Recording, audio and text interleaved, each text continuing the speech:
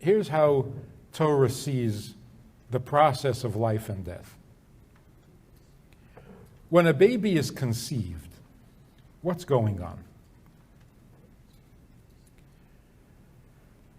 The miracle that scientists or doctors marvel at, the miracle of conception, they're looking at the most external, at the most superficial part of the whole process.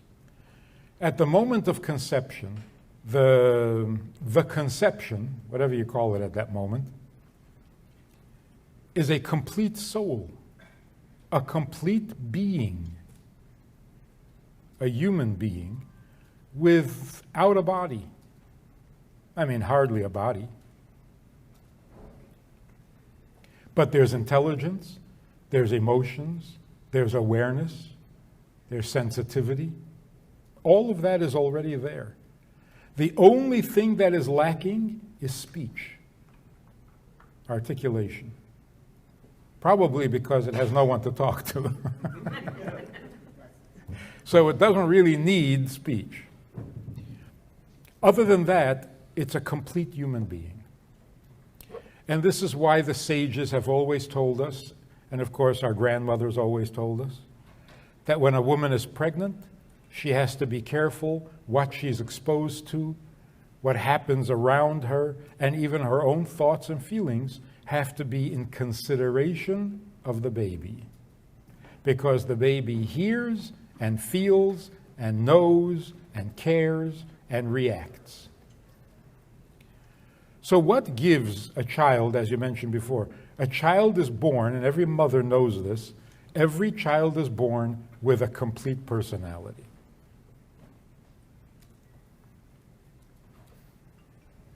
Where did they get this personality from? When did they develop this personality? During the 9 months. And it's shaped by what the mother was experiencing, what was going on in the house, the sounds. In other words, the fetus hears everything, but without ears. It sees everything, but without eyes. It understands everything without a brain. As the body develops, the soul settles into the body, and then it doesn't hear so well because it has to use its ears. And it doesn't see so well because it has to use its eyes. So God forbid a person who can't see, born blind, the soul can see, the eyes don't work. And that's why this child can give birth to a seeing child, because the ability to see exists in the soul, and he can pass it on to his children, even though his own eyes don't work so good. David HaMelech makes an amazing statement in Tehillim. And if he writes it in the Tehillim, it's because we need to know it. Because it's written about us, for us. It's not really about him. There's a statement in Tehillim that says, Ki avi ve'imi yazavuni v'Hashem ya'asfeni. My mother and father abandoned me, but God gathered me in. And the Gemara asks, when did his mother and father abandon him, and why is he talking Lashon Hara about his parents? Why is he bad-mouthing his parents in public? Here's what the Gemara says. When a soul comes into the body, it goes through a trauma that causes it to forget. Why don't we remember those wonderful months in the womb? Because of the trauma. But tzaddikim, when they come into the world, their body is holy, so their soul doesn't go into such a trauma, such a shock. And therefore, they forget nothing. They remember. King David is saying, I remember being conceived. It was a very scary moment. And I looked around to see who's in charge, who's taking care of me at this very vulnerable, dangerous moment. And my father was sleeping. And my mother is sleeping. And I'm all alone. And I'm very small. At the moment of conception, parents are sleeping. But I was reassured, I was okay, because God was there gathering me in, bringing me into a body. So every soul goes through that. Every soul that is conceived experiences a moment of fear, trauma, and survives that trauma because God is there taking care. So how do we know that there's a God? How do we experience God's presence? If you survive conception, it's because you trust God. He's right there, making sure everything ends up right. The nose where it belongs, all the details. Then David HaMelech makes another amazing statement. Even as I go in the valley of the shadow of death, God is with me. I am not afraid because God is with me. And again, the Gemara asks, what is this valley of the shadow and death? And was kriegt dorten? If it's a valley of shadow of death, don't go there. Even when I go there, I'm not afraid. Don't go. Stay home. So the Gemara makes another amazing statement. King David is describing his birth, the trauma of birth. Now the parents are not sleeping. Mother is certainly not sleeping. Father may be fainting, but not sleeping. The birth process, the birth canal, is a valley of a shadow of death. It's a valley because it's a dip between two wonderful lives. Life in the womb, life outside the womb.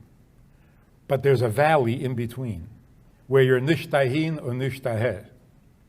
You've left the life of the womb, and you haven't yet reached or established yourself in life outside the womb, so it's a valley. And there is a shadow of death. It's a dangerous moment. How does the fetus survive that trauma, that fear? And again, the answer is, I was not afraid because you were with me. Every fetus born into the world experienced God's presence. And that's what allowed it to survive the trauma. What's really interesting, they say that when a person goes through a near-death experience, they see themselves going through a dark tunnel. There's a light at the end of the tunnel, and there's an angel urging you to come into the light.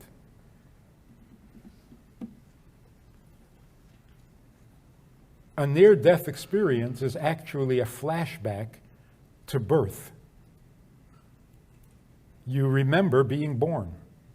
Dark tunnel, a light at the end of the tunnel, and an angel, doctor, urging you to come out. So what happens when people go through a near-death experience? They, of course, experience the trauma, but they also experience the comforting presence of God. And that's why after a near-death experience, everyone becomes a believer. Where did the belief come from? Anytime you scare somebody, they believe in God? Is that what it is? If you're sufficiently frightened, you become a believer? It's because of the flashback. Birth is a near-death experience. And what helps you survive it? God's presence. So when you have a second near-death experience and you have a flashback to your birth, You go through the fear, but also through the reassuring presence of God. Problem is that the trauma makes us forget consciously what that experience was. So the soul comes into the body. It's a complete soul. The soul doesn't develop from small to adult. It's a complete soul. Everything you say, everything you feel, everything you hear, the child absorbs. Today, since abortion became legal, doctors are concerned that the fetus will be aware of the conversation or even the thought when a mother is pregnant and sits down to discuss whether or not they should have the baby. At any stage in the pregnancy, the baby is aware. I had a very interesting experience. I dabble a little bit in homeopathic medicines. And one of the things that they say is that there's a very good remedy, a very simple remedy for grief that gets stuck and you can't grieve it out. A person stuck in grief, this remedy is amazing. It's like magic. But they say that a surviving twin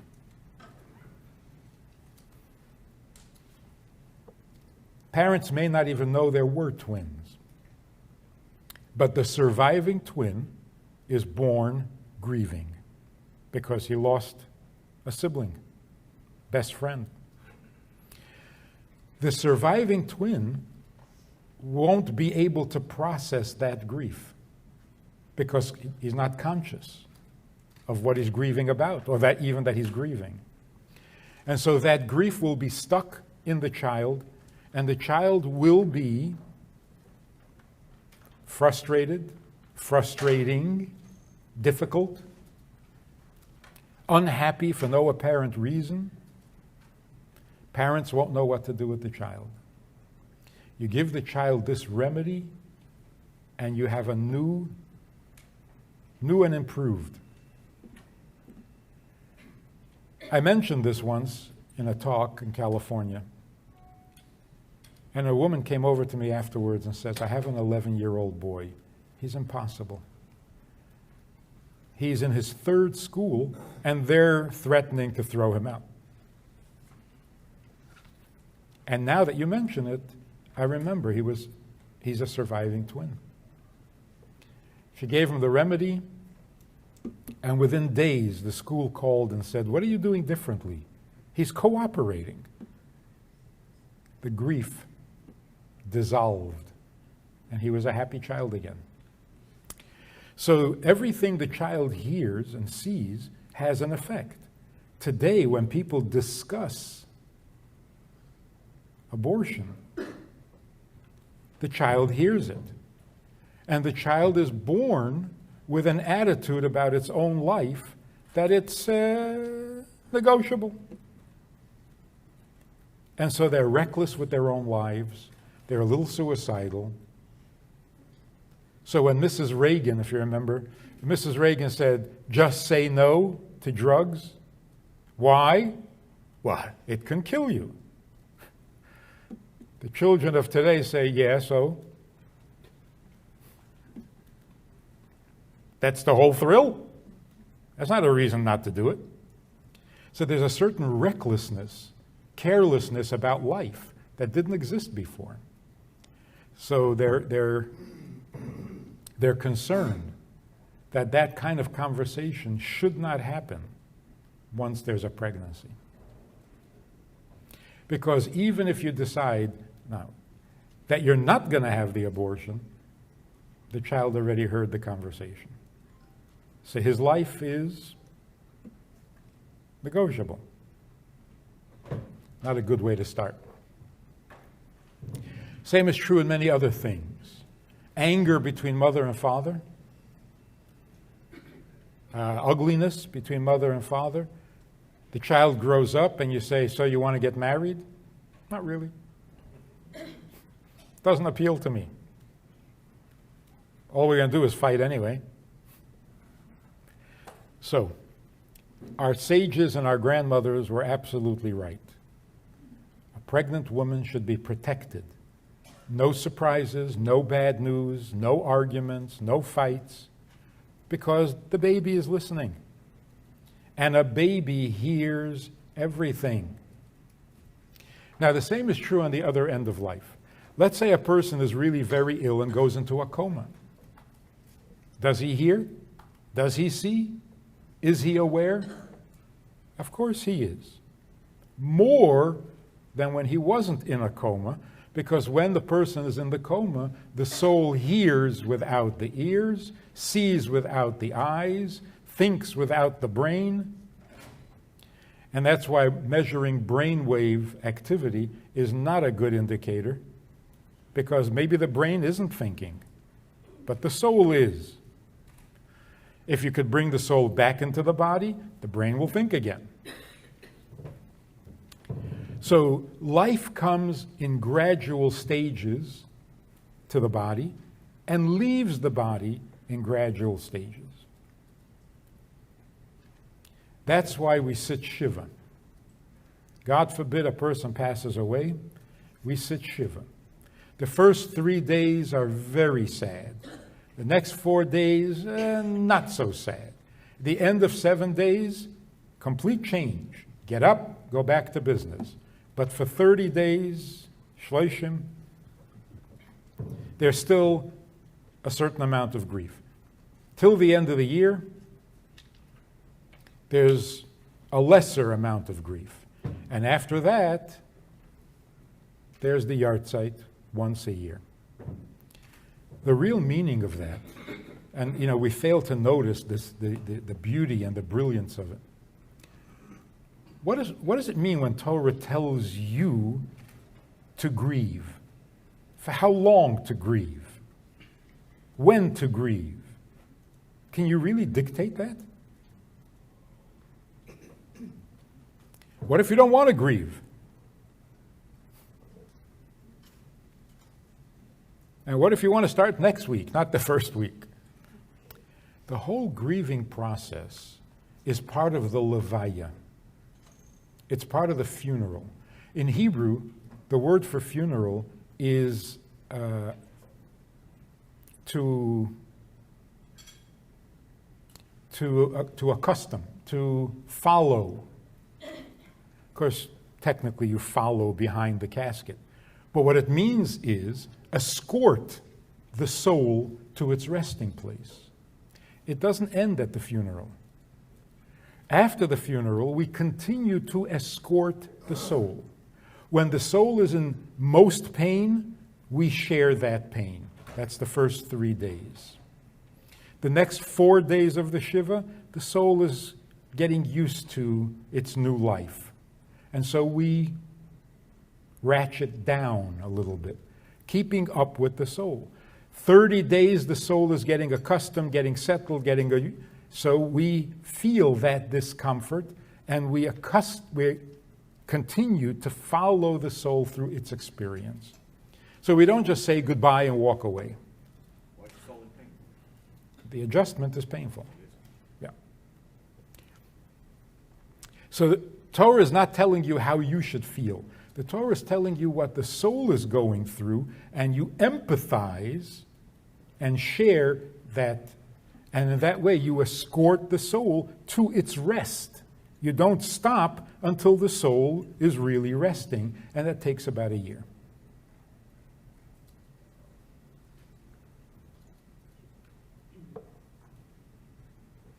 What happens when the soul gets to heaven? Now, if we think materialistically, physically, we think heaven is up, hell is down. You're going down to hell, or you're going up to heaven. It's not exactly the case. And what happens in hell? What happens in hell? Everybody knows what happens in hell. You burn. You burn in hell. What part of you burns in hell? Your soul. How does a soul burn? You're talking about souls. It doesn't go down because hell is not a place. And it doesn't burn because souls don't burn. The only way a soul can experience pain is shame. Burning in shame, yes. That's the fire of hell. The fire of hell is a burning shame. What is the soul ashamed of? Basically, it doesn't fit. It's a soul among souls, but it doesn't look like a soul, it doesn't smell like a soul, and it doesn't know how to be a soul because it's gotten so used to being a body. So to put it graphically, a soul that's back to the world of souls, that still feels like a body or smells like a body, is very embarrassed. It's very shameful, and it burns with shame. Now, there are some souls, they come back to the world of souls, and it's as if they never left. Pick right up where they left off. That's heaven. How long can a soul maintain an attachment to the body? Maximum 12 months. By the end of 12 months, it has moved on. It doesn't remember the body anymore. We say Kaddish for 11 months to help the soul through that painful adjustment. 11 months, not 12 months, because we don't want to suggest that any soul needed the maximum 12 months. But also, we don't want to cheat it out of help if it should need help. So we go to 11 months and not embarrass the soul more by going to, and that's why we're so careful not to say an extra Kaddish. When the 11 months are up, you stop, because you're trying to help the soul get over its embarrassment. Don't add more embarrassment by going beyond the 11 months. So where exactly are heaven and hell? They're right next to each other. You have two souls side by side. One is in heaven and the other one is in hell, because one of them is comfortable being a soul and the other one is so embarrassed. And sitting next to a soul that's comfortable is even more embarrassing, because the contrast is so obvious. So that's what hell means. And that's why hell is a process that cleanses, not punishes. We call it punishment. I think maybe we picked that up from the Christians. It is a cleansing process, preparing the soul to go to heaven. It doesn't have to go anywhere physically. It goes from being ashamed to being perfectly comfortable. Now, the soul in heaven experiences great pleasure. Obviously, there are no problems there. Everything is revealed. All the puzzles and mysteries that it couldn't figure out and couldn't understand while on earth all become clear. The parts of Torah that they couldn't understand are explained. And the visual picture is souls sit in yeshiva in heaven and study Torah without any distraction, without any difficulties. Pretty much like what we're doing here. So this is being in heaven.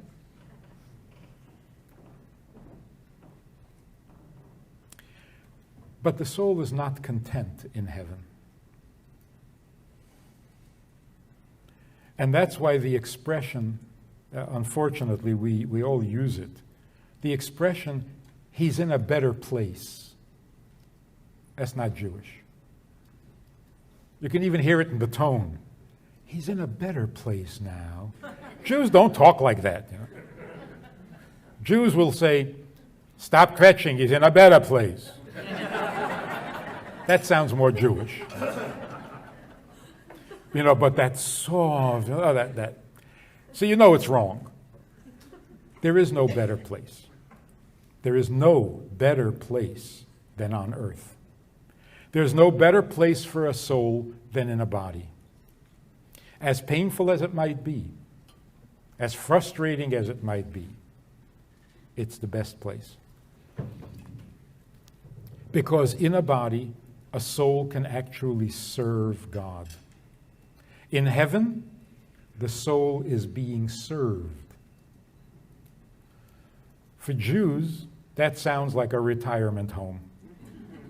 A beautiful retirement home. They give you a gold watch, 3 meals a day, they teach you, it's all fine. So it's a much more comfortable place, but better? No. Souls in heaven can't wait for Mashiach to come so that they can return to their bodies and serve God. We would rather work than get paid.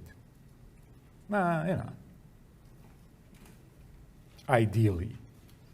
Because the job is more precious than the reward.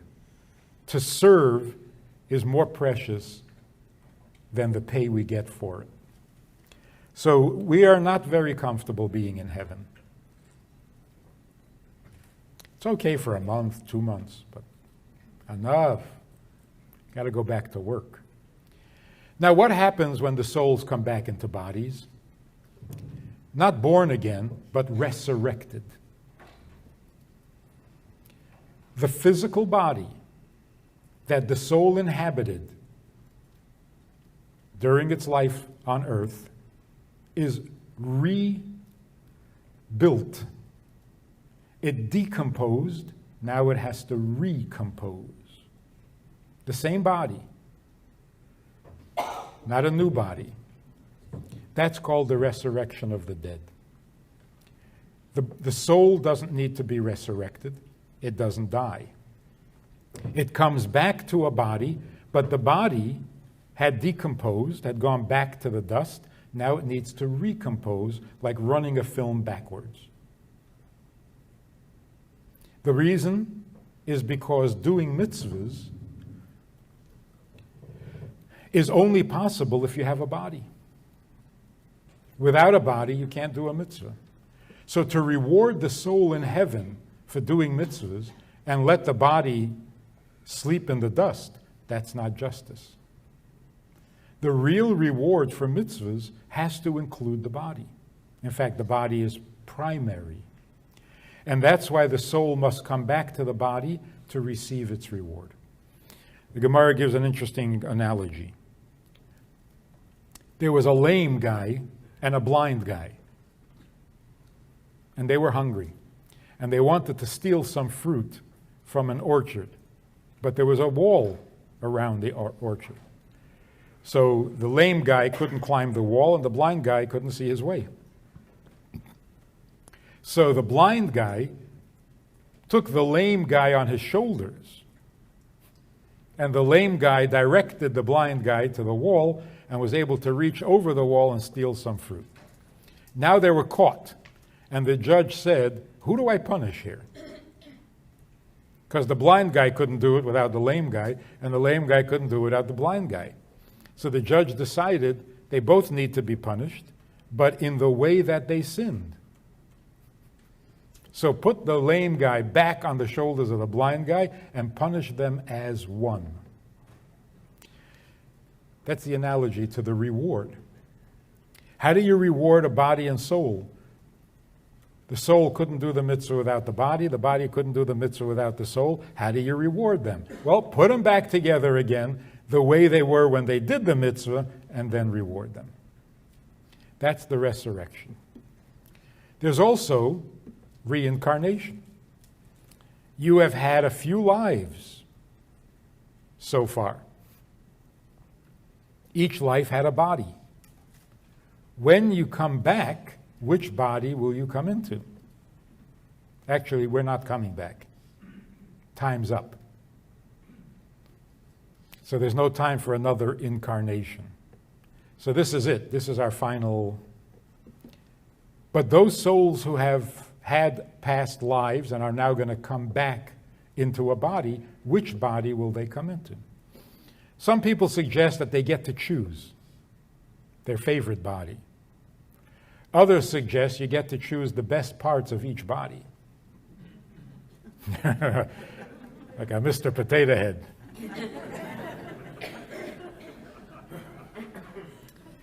But that's getting away from the truth. The truth is, every body did mitzvahs, so each of the bodies needs to be rewarded. A soul can give life to more than one body. So when the resurrection happens, the soul will inhabit all the bodies that it lived in its past lives. And like a flame, if you light another candle from the flame, it doesn't diminish. So each soul, each body will have a complete soul, but the same soul. We're going to be one big happy family. Shalom Aleichem. How are you? You know, I do a lot of talking, a lot of Zooming, many classes, many subjects, but that's all formal stuff. Hopefully good stuff, but formal. We also have a Wednesday night meeting that's more informal and kind of Hamish. If you want to join us for that kind of an event, interactive, time for questions and so on, if you want to join us for this side of conversation, click on the link below and join us every Wednesday night at 9 o'clock. Well, maybe not every Wednesday night, but we try to make it every Wednesday night at 9 o'clock, a more informal chat, which can be more enjoyable at times than the formal stuff. So check it out. Click on the link and join us. Try it, you'll like it.